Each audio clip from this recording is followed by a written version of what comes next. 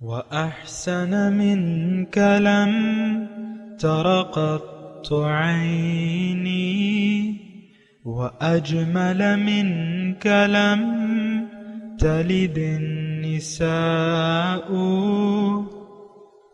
خلقت مبرأ من كل عيب خلقت مبرأ من كل عيب كأنك قد خلقت كما تشاء كتاب أنزلناه إليك مبارك ليدبروا آياته وليتذكر أولو الألباب.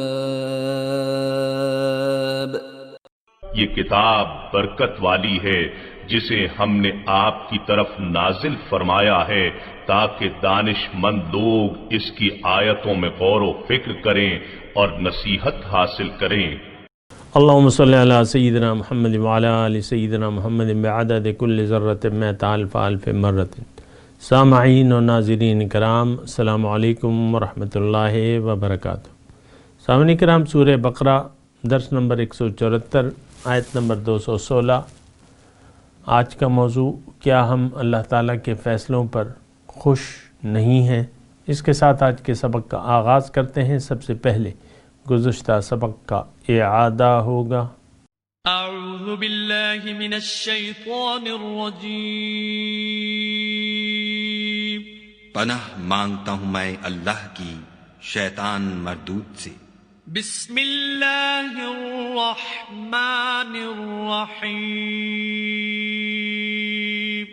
شروع اللہ کے نام سے جو بڑا مہربان نہایت رحم والا ہے. ام حسبتم ان تدخلوا الجنة ولما يأتكم مثل الذين خلوا من قبلكم مستهم البأساء والضراء وزلزلوا حتى يقول الرسول والذين آمنوا معه متى نصر الله ألا إن نصر الله قريب. کیا تم یہ خیال کرتے ہو کہ یوں ہی بہشت میں داخل ہو جاؤ گے اور ابھی تو تم کو پہلے لوگوں کی سی مشکلیں تو پیش آئی ہی نہیں. ان کو بڑی بڑی سختیاں اور تکلیفیں پہنچیں اور وہ صعوبتوں میں ہلا ہلا دیے گئے، یہاں تک کہ پیغمبر اور مومن لوگ جو ان کے ساتھ تھے سب پکار اٹھے کہ کب خدا کی مدد آئے گی. دیکھو خدا کی مدد ان قریب آیا چاہتی ہے. يسألونك ماذا ينفقون قل ما أنفقتم من خير فللوالدين والأقربين واليتامى والمساكين وابن السبيل وما تفعلوا من خير فإن الله به عليم. اے محمد صلی اللہ علیہ وآلہ وسلم، لوگ تم سے پوچھتے ہیں کہ خدا کی راہ میں کس طرح کا مال خرچ کریں. کہہ دو کہ جو چاہو خرچ کرو، لیکن جو مال خرچ کرنا چاہو وہ درجہ بدرجہ اہل استحقاق یعنی ماں باپ کو اور قریب کے رشتہ داروں کو اور یتیموں کو اور محتاجوں کو اور مسافروں کو سب کو دو، اور جو بھلائی تم کرو گے خدا اس کو جانتا ہے. سامعین کرام، سورہ بقرہ آیت نمبر 216. کتب علیکم القتال وہو کرہ لکم.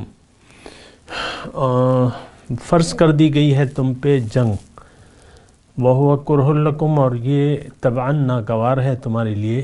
لیکن یہ بات یاد رکھو، عسیٰ ان تکرہوا شیئا، بہت دفعہ تم ایک چیز کو ناگوار سمجھو گے، وہو خیر لکم، اور وہ تمہارے لیے بہتر ہوگی. وعسیٰ ان تحبوا شیئا وہو شر لکم، اور ہو سکتا ہے کہ ایک چیز تمہیں پسند ہو اور اس میں تمہارے لیے بہتری نہ ہو. واللہ یعلم وانتم لا تعلمون، اللہ تعالیٰ جانتا ہے اور تم نہیں جانتے. مضمون تو جنگ کا ہے، یعنی اللہ تعالیٰ نے جیسا کہ فرمایا اس آیت میں کہ تم پر جنگ فرض کر دی گئی ہے اور یہ طبعاً ناگوار ہے. لیکن یہ آیت جو ہے سامنے کا تھوڑا سا اگر آپ ذہن کو وسیع کریں، دیکھیں قرآن کی ہر آیت میں ہمارے لیے کوئی نہ کوئی سبق یا مضمون ہے،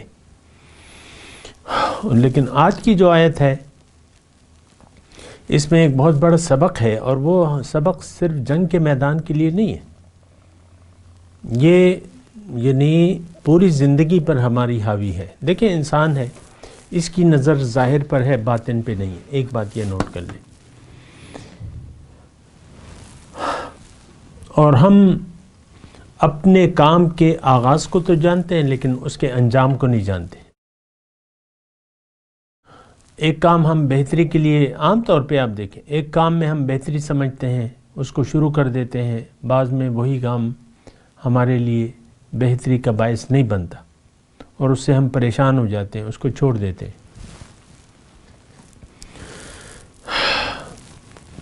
آپ یعنی عام طور پہ دیکھیں، یہ ہر معاملے میں ہے، ہر معاملے میں ہے۔ باپ یعنی ایک آدمی شادی کرتا ہے، بیٹی کی خواہش کرتا ہے، وہی بیٹا جوان ہو کے اسے تنگ کر دیتا ہے کسی بھی مسئلے پہ طیش میں آ کے۔ ماں کو یہ تو میرے اپنے، ہو سکتا ہے آپ کا کوئی مطالعہ نہ ہو، لیکن یہ تو میرے اپنی آنکھوں کا دیکھا حال ہے۔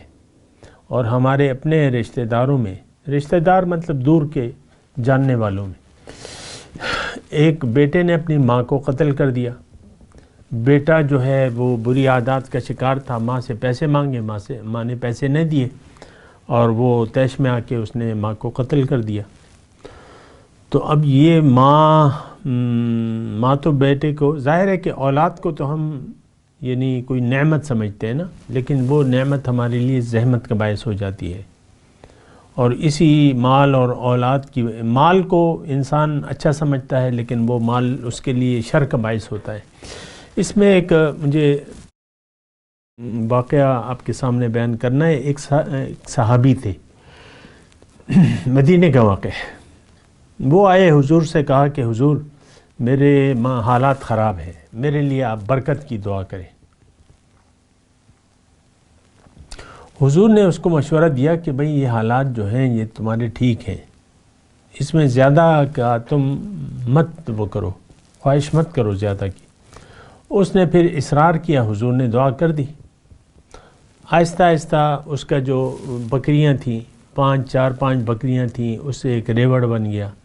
پھر اس سے آپ دیکھ لیں کہ وہ بڑھتا چلا گیا، یہاں تک یہ ہوا مدینے میں بھی بعض وقت جب وہ مدینے میں تھا تو وہ نماز کے اوقات میں تاخیر ہونے لگی، ریوڑ بڑھ گیا تو وہ باہر چلا گیا، اتنا بڑھ گیا وہ برکت کی جو دعا تھی، تو برکت تو اب اس نے چاہا تو حضور نے دعا کی، اور دعا کے تو اثرات ہوتے ہیں، تو وہ باہر چلا گیا، مدینے سے باہر چلا گیا۔ کبھی کبھی جمعے کو اب آنے لگا، جمعے کی نماز کو۔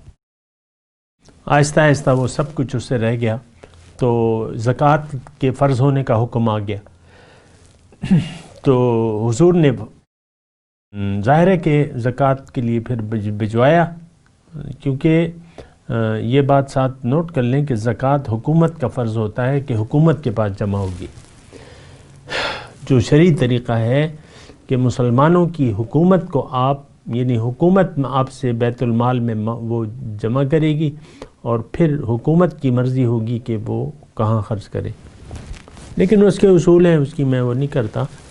آج کل تو کوئی حکومت نہیں ہے، لہٰذا ہم اپنے طور پہ زکوٰۃ دیتے ہیں اور لیتے ہیں، وہ ایک الگ بات ہے۔ لیکن حضور صلی اللہ علیہ وسلم نے جب صحابی عامل کو بھجوایا اس سے زکوٰۃ لینے، انہوں نے کہا کہ نہیں، یہ نہیں دی زکوٰۃ، جو بھی کہا زکوٰۃ نہیں دی۔ اور حضور نے پھر اس کی لوگوں کو پتہ چلا کہ حضور لوگوں کے ذریعے اس کے حضور نے ناراضگی کا اظہار کیا اس طرح، تو وہ زکوٰۃ لے کے آئے، لیکن حضور نے پھر لی نہیں اس سے، زکوٰۃ پھر نہیں لی۔ تو اتنے میں وقت گزر گیا، وہ دوبارہ لایا، دوبارہ نہیں لی۔ حضور صلی اللہ علیہ وسلم پردہ فرما گئے، حضرت ابوبکر کے زمانے میں وہ زکوٰۃ لایا۔ حضور ابوبکر صدیق نے کہا کہ حضور نے تم سے نہیں لیے تو میں کیسے لے لوں، تو لہٰذا وہ اسی طرح دیکھیں وہ پھر چلا گیا۔ تو یہ دیکھیں مال کی اب یہ اس بات کو یہ بڑی اہم آیت ہے، 216 نمبر، اس میں بڑا اہم مضمون ہے، اور میں ایک مرتبہ چاہوں گا کہ آپ کو اس کا ترجمہ یعنی ترجمانی میں مفہوم اس کا بیان کرو۔ اللہ تعالیٰ فرماتا ہے کہ دیکھو اے انسان، میرے فیصلے پر راضی ہو جاؤ، کیونکہ تم اپنی بہتری کے بارے میں نہیں جانتے، اور تم اپنی خیر اور شر سے بھی واقف نہیں ہو۔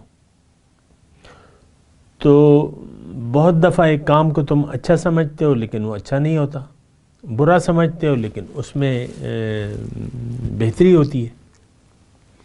اس آیت کا مفہوم یہ ہے، دیکھیں قرآن جو ہے متقین کے لیے ہے۔ ایک بات نوٹ کر لیں، ہمارے لیے تو قرآن میں کوئی ہدایت اس لیے نہیں ہے، یہ دیکھیں میں مضامین بیان کر رہا ہوں نا، لیکن میرے مخاطب تو عام لوگ ہیں، اور مجھے پورا یقین ہے کہ یہ سارا جو میں بیان کر رہا ہوں قرآن کی تفسیر، مشکل ہے کہ اس کا کوئی اثر ہو، کیونکہ ہم صفت تقوی والے نہیں ہیں، لوگ متقی نہیں ہیں۔ اب جب آپ متقی نہیں ہیں، آپ کے نظر میں قرآن کی کیا اہمیت ہوگی، یا اللہ کی باتوں کی آپ کے نظر میں کیا اہمیت ہوگی؟ آپ کی منزل کعبہ و قبلہ تو دنیا ہے، اور دنیا ہی کی طرف آپ کا رخ ہے، تو مشکل ہے کہ اس قرآن سے ہم وہ فائدہ لیں۔ غیر متقی شخص اس قرآن سے فائدہ نہیں لے سکتا، یہ بات نوٹ کر لیں۔ یہ ھدی للمتقین ہے، متقیوں کے لیے ہدایت ہے۔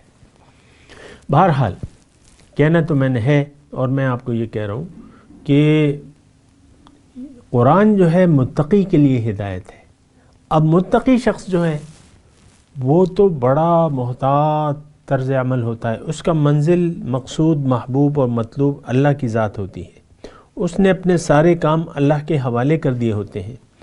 تو اس آیت میں یہ مضمون بھی ہے کہ اے لوگو تم صفت تقوی اختیار کر لو، وَهُوَ كُرْهٌ لَكُمْ، یہ ناگوار ہے تمہارے لیے، حالانکہ نہیں ہونی چاہیے۔ یعنی اللہ تعالیٰ اس پہ کوئی رضامندی کا اظہار نہیں کر رہا ہے، لیکن ایک بات کہہ رہا ہے اللہ تعالیٰ کہ کتب علیکم القتال وہو کرہ لکم، جنگ تم پہ لازم کر دی گئی ہے، فرض کر دی گئی ہے، لیکن یہ تم پہ ناگوار ہے طبعا۔ لیکن مومن اور متقی وہ اس کی طبیعت بھی شریعت کے مطابق ہو جاتی ہے، یہ میں ضرور کہوں گا آپ کو، طبعا ناگوار، وہ تو ایک الگ بات۔ جو انسان اپنی معراج تک نہیں پہنچتا ہے تو وہ اس کی طبیعت جو ہے، بہرحال طبیعت تو ہوتی ہے، لیکن اسلام کا جو مطالبہ ہے یا تقاضا ہے ہم سے کہ ہم اپنی یعنی طبیعت کے مطابق کر لیں، اسلام کے مطابق کر لیں اپنی طبیعت کو۔ اصل اسلام اس وقت ہوگا کہ آپ کی طبیعت اس پہ آ جائے، موت آپ کو پیاری ہو جائے، دنیا سے آپ کو کوئی محبت نہ رہے، اللہ آپ کا محبوب واحد بن جائے، یہ جو ہے آپ اپنے معاملات کو اللہ کے حوالے کر دیں، کاموں میں اللہ کی مرضی کو دیکھیں اور اللہ کی مرضی پر خوش ہوا کریں۔ اس آیت میں یہ مضمون بھی ہے، قتال ہے، جنگ ہے، تو جنگ میں کیا ہے؟ یا آپ شہید ہوں گے یا غازی ہوں گے۔ تو شہید ہوں گے تو اس میں کیا نقصان آ گیا؟ آپ کی جان اللہ کی تھی، آپ نے اللہ کے حوالے کر دی، اور اللہ تعالیٰ اس شہادت پہ آپ سے راضی ہو گیا۔ اور پھر لوگوں سے اللہ تعالیٰ فرماتا ہے، ابھی ہم نے پڑھا ہے کہ وَلَا تَقُولُوا لِمَنْ يُقْتَلُ فِي سَبِيلِ اللَّهِ أَمْوَاتٌ، کہ جو اللہ کی راہ میں قتل ہو جائیں انہیں مردہ نہ کہو، لیکن وہ زندہ ہے، لیکن تمہیں شعور نہیں ہے اس بات کی۔ یعنی جن لوگوں نے اپنی جان پیش کر دی، اور مسلمانوں سے جو زندہ مسلمان ہیں ان سے اللہ تعالیٰ مخاطب ہے کہ بھئی یہ تو زندہ ہے، یہ میرے پاس ہے، یرزقون، انہیں میں رزق دے رہا ہوں، تو اس میں تکلیف کی کیا بات ہے؟ دراصل ناگواری کی جو یہ بات ہے نا سامعین اکرام، تو یہ میں اس پہ اب زیادہ بھی نہیں کہنا چاہتا نا، کیونکہ احتیاط کا معاملہ ہے۔ بہرحال اس میں ہمارے لیے مضمون یہ ہے کہ عسیٰ ان تکرہوا شیئا وہو خیر لکم، عسیٰ ان تحبوا شیئا وہو شر لکم۔ اس میں مضمون ہمارے لیے یہ ہے کہ ہم اپنے خیر و شر سے واقف نہیں ہیں۔ دیکھیں انسان کو کرنا کیا چاہیے، یہ بھی میں آپ کو ضمنی طور پہ بتا دوں انسان جو مومن ہے اس کا نعرہ کیا ہے؟ ان صلاتی و نسکی و محیایا و مماتی للہ رب العالمین، کہ میری تمام جو نماز ہے، قربانی ہے، زندگی ہے، موت ہے، وہ اللہ کے لیے ہے۔ یہ ایک عملی طور پہ آپ کا خیال ہونا چاہیے کہ میری زندگی، میری موت تو اللہ کے لیے ہے اور اس کا کوئی شریک نہیں ہے۔ واللہ یعلم وانتم لا تعلمون، اللہ تعالیٰ جانتا ہے تم نہیں جانتے۔ تو آپ کو جاننا، اب یہ اس میں بڑا نقطہ ہے نا سامعین اکرام، واللہ یعلم وانتم لا تعلمون، یہ ایک بات اگر اس پہ ہمیں یقین آ گیا تو آپ اپنے حالات پر راضی ہو جائیں گے۔ یعنی آپ کا ذہن اگر بن گیا کہ اللہ نے میرے لیے جو مقرر فرمایا ہے وہ ٹھیک ہے، اب یہ تصور جو ہے یہ تو مومن کا ہو سکتا ہے، غیر متقی، غیر مومن کا نہیں ہو سکتا۔ مومن کی زندگی تو اللہ کے لیے وقف ہوتی ہے اور اس کی جو رخ ہوتا ہے وہ اللہ کی طرف ہوتا ہے۔ اب وہ اللہ کے اشارات کو دیکھتا ہے اور پھر جو اللہ تعالیٰ کے فیصلے اس پر نافذ ہوتے ہیں اس پر وہ راضی ہوتا ہے۔ آپ دیکھ لیں اکثر ہم اپنے حالات سے شاکی ہیں۔ ہر عورت تقریباً اپنے خاوند سے گلہ مند ہے۔ آپ دیکھیں روز، یعنی آئے دن جو ہے وہ نٹ کھٹ ہوتی رہتی ہے میاں بیوی میں۔ میں ویسی ایک بات کہہ رہا ہوں، تو ہر شوہر جو ہے وہ اپنے حالات کاروبار سے خوش نہیں ہے کہ بھئی میری آمدن جو ہے وہ کم ہے اور ہونی چاہیے۔ ابھی ہمارے فروری کا مہینہ ہے، ہمارے جو وزیر اعظم ہے 2020 میں، وہ کہتے ہیں میری 2 لاکھ تنخواہ ہے لیکن میرا گزارا نہیں ہوتا۔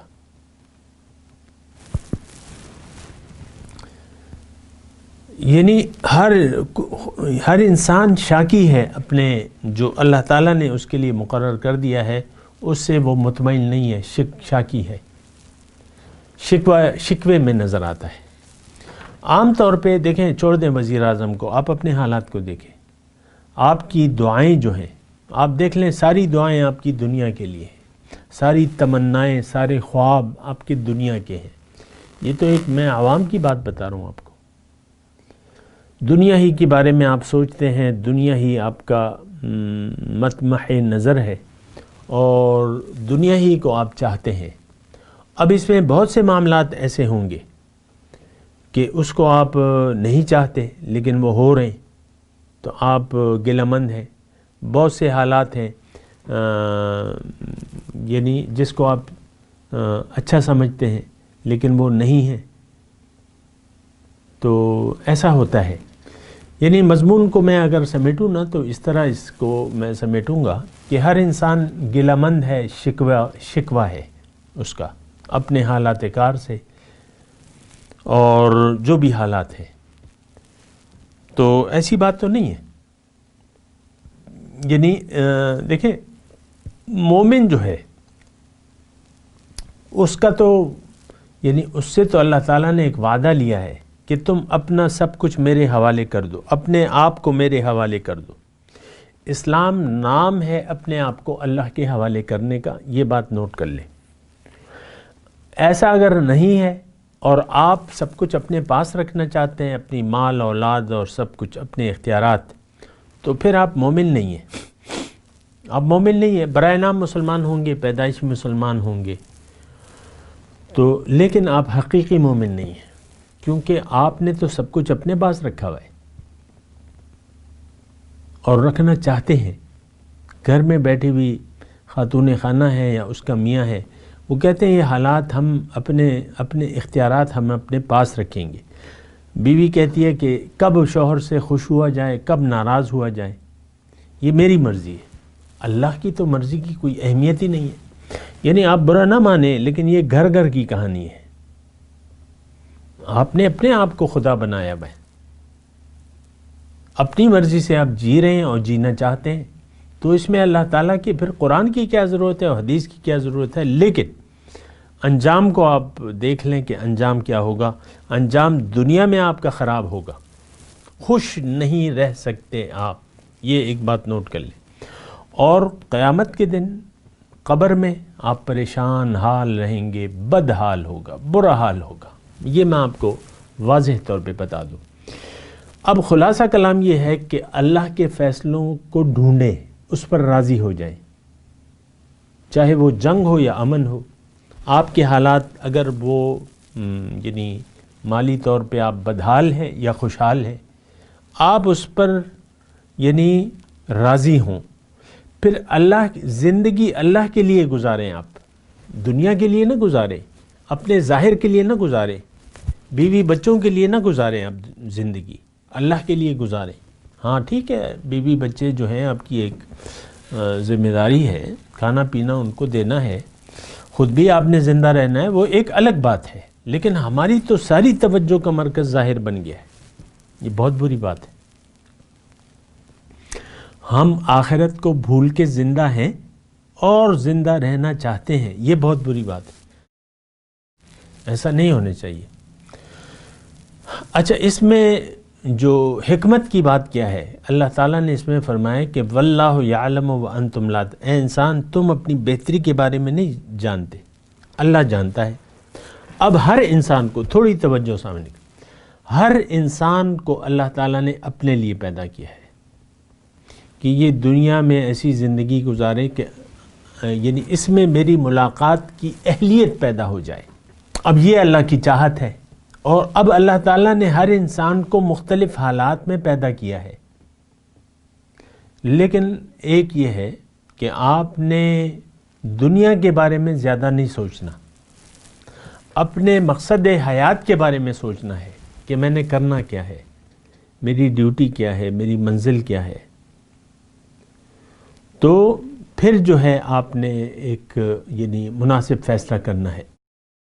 اور اس میں جو بات ہے وہ یہ ہے، جو مرکزی بات ہے کہ آپ کو یہ یقین کرنا ہوگا کہ اللہ تعالیٰ نے میرے بارے میں جو بھی فیصلہ کیا ہے وہ درست ہے اور ٹھیک ہے.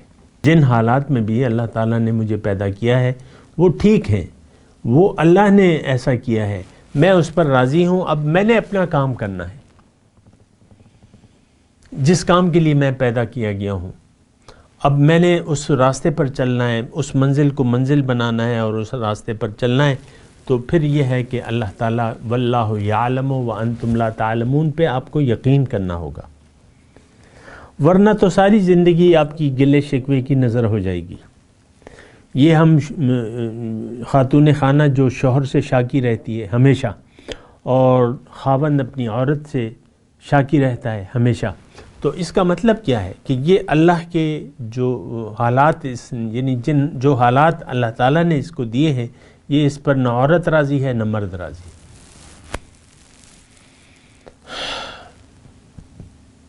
یہ دیکھنا ہوگا. دیکھیں، یقین کر لیں کہ اللہ جانتا ہے، آپ نہیں جانتے. اب آپ کی نظر تو ہر معاملے کو تو آپ نے اپنے اختیار میں لیا ہوا ہے. زندگی کے ہر معاملے کو آپ نے اپنے اختیار میں لے لیا ہے. تو جب آپ نے اپنے اختیار میں لے لیا، اس کا مطلب یہ ہے کہ آپ جانتے ہیں اور اللہ نہیں جانتا.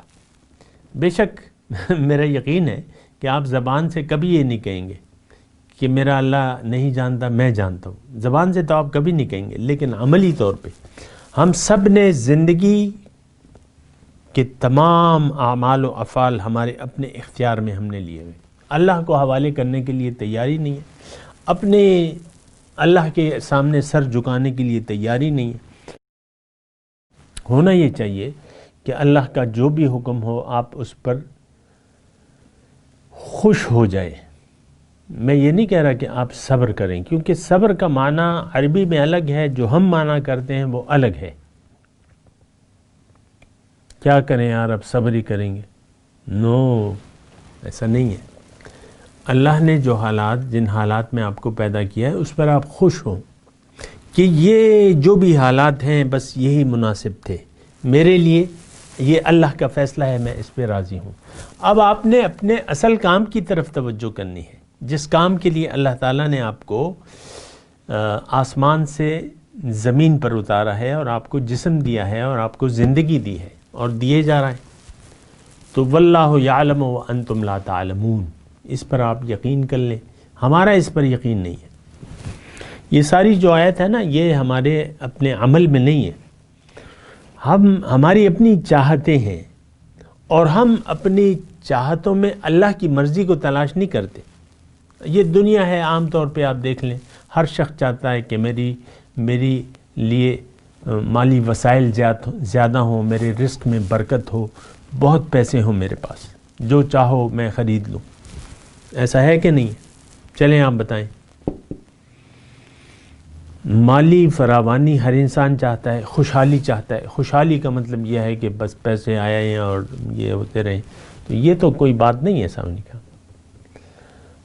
تو بات اصل میں کیا ہے؟ بات یہ ہے کہ آپ اللہ کے فیصلے پر راضی ہو جائیں، اللہ کی مرضی کے سامنے سر جھکا دیں اور اللہ کی رضا کے لیے زندگی گزاریں، اور اللہ کے جو فیصلے ہیں اس پر کہیں ہاں ٹھیک ہے.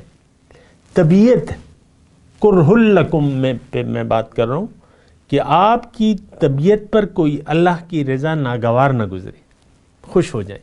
اور میں آپ کو ضرور مثال دوں گا غزوہ احزاب کی. غزوہ احزاب آپ کو معلوم ہے 10,000 کا لشکر مشرکین مکہ جمع کر کے لے آئے، مدینے پہ چڑھائی کر دی. تو مدینے کی ساری آبادی بھی اتنی نہیں تھی. پھر حضور صلی اللہ علیہ وسلم نے مشورہ کیا، بہرحال وہ جنگی واقعات ہیں، خندق کھودی گئی، جو بھی ہو. لیکن 10,000 کا لشکر کوئی اس زمانے میں کوئی اہمیت رکھتا تھا، اور مدینے پہ جس کی آبادی چند ہزار تھی. تو یعنی چند ہزار آپ دیکھیں کہ غزوہ احد جو چلو 313 تھے وہ تو نکلے نہیں تھے، یعنی وہ تو جنگ کے لیے نکلے نہیں تھے، قافلے کی وہ تو چلیں ایک طرف رکھ دیں. غزوہ احد میں تو سارے منافقین سمیت جو جنگی قوت تھی وہ ساری یہی تھی. پھر حدیبیہ میں جو حضور صلی اللہ علیہ وسلم نے عمرے کا ارادہ فرمایا تو کوئی 1400 تھے صحابہ کرام، 1400 صحابہ کرام تھے. 10,000 تو جب حضور صلی اللہ علیہ وسلم مکے تشریف لے گئے فتح مکہ کے لیے، تو وہ ارد گرد کے قبائل وغیرہ سارے ملا کے پھر 10,000 ہوئے. اور یہاں جو ہے مدینے میں یعنی غزوہ احد جو ہے وہ 5 میں ہے، اور غزوہ احد 3 میں ہے، اور غزوہ احزاب 5 میں ہے، اور پھر 6 میں جو ہے وہ صلح حدیبیہ وغیرہ جو بھی ہے. تو میں صرف آپ کو کہہ رہا ہوں کہ مدینے کی ساری آبادی یہ تھی. لیکن وہ 10,000 کا لشکر جب نظر آیا منافقوں کو، ان کے چہرے کا رنگ اڑ گیا. اور جب مومنوں نے وہ لشکر دیکھا تو وہ خوش ہو گئے. میں بس یہی نقطہ آپ کے سامنے بیان کیے جا رہا ہوں. وہ ناگوار، وہ 10,000 کا لشکر جو ہے منافقوں کو بڑا ناگوار گزرا، لیکن جو مومنین تھے وہ دیکھ کے خوش ہو گئے. بس یہ نقطہ میں آپ کو کہہ رہا ہوں کہ آپ کی طبیعت خوش ہو جائے اللہ کے امتحان پہ، اور اللہ کی مرضی کے سامنے آپ سر جھکا دیں. میں تلاوت کرتا ہوں، میرے ساتھ دہرائیے. اعوذ باللہ من الشیطان الرجیم، بسم اللہ الرحمن الرحیم. کتب علیکم القتال وهو کرہ لکم وعسى ان تکرہوا شیئا وهو خیر لکم وعسى ان تحبوا شیئا وهو شر لکم واللہ یعلم وانتم لا تعلمون. اب ان آیت کی ترجمہ سنا دیں. کتب علیکم القتال، لازم کر دیا گیا ہے تم پر جنگ، وہو کرہ لکم، اور یہ ناگوار ہے تمہارے لیے. وعسى ان تکرہوا شیئا، لیکن بہت دفعہ ایک چیز کو تم ناگوار سمجھو گے.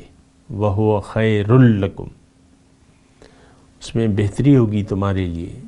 وعسى ان تحبوا شیئا،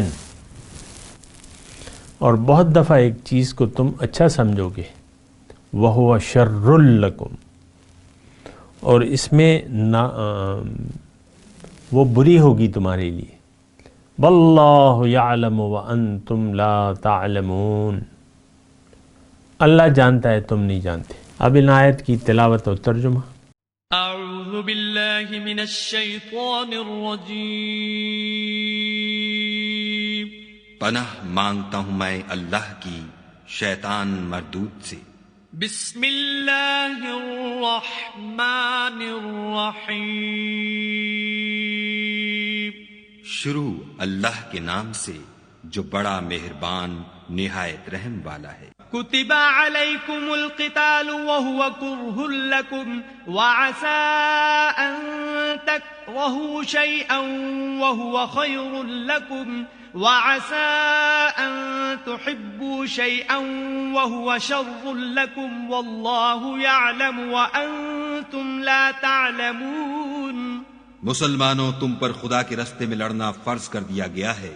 وہ تمہیں ناگوار تو ہوگا، مگر عجب نہیں کہ ایک چیز تم کو بری لگے اور وہ تمہارے حق میں بھلی ہو، اور عجب نہیں کہ ایک چیز تم کو بھلی لگے اور وہ تمہارے لیے مضر ہو، اور ان باتوں کو خدا ہی بہتر جانتا ہے اور تم نہیں جانتے. اس کے ساتھ ہی سامعین کرام، آج کے درس کا وقت اختتام کو پہنچا. انشاءاللہ اگلے درس میں ملاقات ہوگی. وآخر دعوانا ان الحمدللہ رب العالمین. والسلام علیکم ورحمۃ اللہ وبرکاتہ. مولاي صل وسلم دائما ابدا على حبيبك خير الخلق كلهم.